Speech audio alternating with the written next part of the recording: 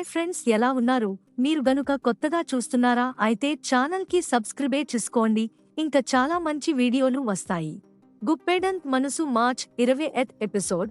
మనను చంపేందుకు రోడీతో కలిసి కుట్ర పన్నుతాడు శైలేంద్ర. మనను రోడీ పొడవడానికి రావడం అనుపమ చూస్తుంది. మనపై రోడీ అటాక్ చేయకుండా ఆమె అడ్డుగా వస్తుంది.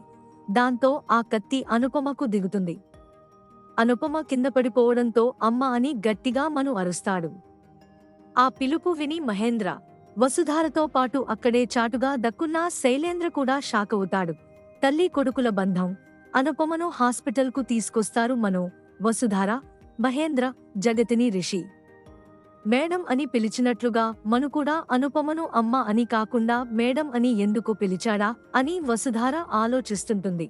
వారిద్దరి మధ్య తల్లి కొడుకుల బంధం ఊహించలేకపోయారని వసుధార అనుకుంటుంది.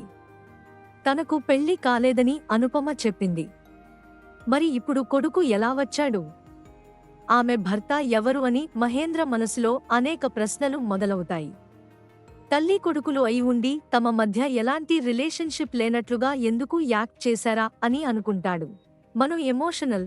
హాస్పిటల్లో చావు బతుకుల మధ్య అనుపమ కొట్టుమిట్టాడుతుండటంతో మను కన్నీళ్లు పెట్టుకుంటాడు. అనుపమను ఇలా చూస్తుంటే తన గుండె ఆగినంత పనవుతుందని, కాళ్ళు చేతులు ఆడటం లేదని ఎమోషనల్ అవుతాడు. శైలేంద్ర క్లాస్. మనను కాకుండా అనుపమను రోడీ కత్తితో పొడవటంతో శైలేంద్ర వేసిన ప్లాన్ మొత్తం రివర్స్ అవుతుంది. ఆ రోడీ క్లాస్ ఇస్తాడు శైలేంద్ర. నీలాంటివాడికి పని అప్పగించి తాను తప్పు చేశానని అంటాడు. శైలేంద్ర మాటలను పట్టించుకోకుండా యాపిల్ తింటూ ఉంటాడు ఆ రోడీ. టార్గెట్ మిస్ అయిన తన వల్ల ప్రతిసారీ ఏదో ఒక కొత్త విషయం తెలుస్తూనే ఉందింగా అంటూ శైలేంద్రకు కూల్గా సమాధానమిచ్చి రోడీ అక్కడి నుంచి వెళ్ళిపోతాడు. మను, అనుపమ మధ్య ఉన్న బంధం తన వల్లే బయటపడిన విషయాన్ని శైలేంద్రకు గుర్తు చేస్తాడు. మనతో తనకు సంబంధం లేదని, వసుధారను దక్కించుకోవడమే తనకు ముఖ్యమని చెప్పి రాజీవ్ కూడా శైలేంద్ర టెన్షన్ను పట్టించుకోకుండా వెళ్ళిపోతాడు. అనుపమ సేఫ్. అనుపమ ప్రాణాలకు ప్రమాదం లేదని డాక్టర్లు చెబుతారు. ఆమె తొందరగానే స్పృహలోకి వస్తుందని చెబుతారు. అనుపమ చేసిన త్యాగం గుర్తు చేసుకుని మను కన్నీళ్లు పెట్టుకుంటాడు. అనుపమకు ఇచ్చిన మాట తప్పానని అంటాడు. ఆమె వద్దన్న పని చేశానని చెబుతాడు. నన్ను ఇంకోసారి అమ్మ అని పిలిస్తే చచ్చినంత ఒట్టు అని అనుపమ చేసి శపథం గుర్తు చేసుకుంటాడు మను. హాస్పిటల్కు అనుపమ పెద్దమ్మ వస్తుంది. అనుపమకు తోడుగా తాను ఉంటానని, తనకు అండగా మహేంద్ర, వసుధార ఉన్నారని పెద్దమ్మతో చెబుతాడు మను. ఆమెను హాస్పిటల్ నుంచి ఇంటికి పంపిస్తాడు. బయటపడ్డ నిజాలు. వసుధారను మను పిఏ కలుస్తాడు. వసుధార, మను కలిసి ఉన్నట్లుగా పోస్టర్స్ డిజైన్ చేయించింది మను కాదని రాజీవ్ అని చెబుతాడు. మీరు మనును అపార్థం చేసుకున్నారని జరిగిన నిజాలు మొత్తం ఆధారాలతో బయటపెడతాడు. మను చాలా మంచి పనులు చేస్తుంటారని, కానీ నోరు తెరిచి ఎప్పుడు ఎవరికి వాటి గురించి చెప్పడని మను గొప్పతనం గురించి అతడి పిఏ వసుధారకు వివరిస్తాడు. ఓ పెద్ద తప్పు జరగబోతుంటే అది జరగకుండా మనునే ఆపాడని వివరిస్తాడు. కానీ మనును మీరు, అనుపమ అనుమానించారంటూ పిఏ చెప్పడంతో వసుధార గిల్టీగా ఫీలవుతుంది. మరోసారి మను విషయంలో తన అంచనా తప్పడంతో పశ్చాత్తాపపడుతుంది.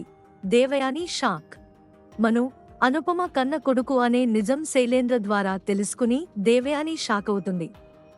అనుపమకు అసలు పెళ్లే కాలేదని, అలాంటప్పుడు తనకు కొడుకు ఉన్నాడనే విషయాన్ని ఆమె ఎందుకు దాచిపెట్టిందో తెలుసుకోవాలని దేవయాని ఫిక్స్ అవుతుంది. మను తండ్రి ఎవరు? అతడు ఎక్కడుంటాడు? తెలుసుకుంటే మనకు ఏదో ఒక ఉపయోగం ఉండేలా కనిపిస్తుందని కొడుకుతో అంటుంది దేవయాని. ఏంజెల్ బావ. అనుపమపై అటాక్ జరిగిన విషయం తెలిసి కంగారుగా హాస్పిటల్కు వస్తుంది ఏంజెల్. మను, అనుపమ తల్లి కొడుకులు అనే నిజం వసుధార ద్వారా తెలిసి ఏంజెల్ కూడా షాక్ అవుతుంది. తనకు కొడుకు ఉన్నాడని అత్తయ్య ఎప్పుడూ తనకు చెప్పలేదని ఏంజెల్ అంటుంది. మను, అనుపమ మధ్య ఏదో బంధం ఉందని, తమ అనుమానం నిజమైందని వసుధార, ఏంజెల్ అనుకుంటారు.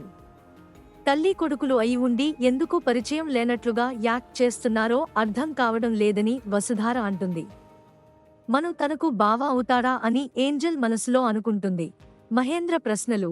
అనుపమ నీ తల్లి అనే విషయం నువ్వు మా దగ్గర ఎందుకు దాచావు? తనకు ఓ కొడుకు ఉన్నాడనే నిజాన్ని అనుపమ ఎందుకు దాచిందో తనకు ఇప్పుడే తెలియాలని మనును నిలదీస్తాడు మహేంద్ర.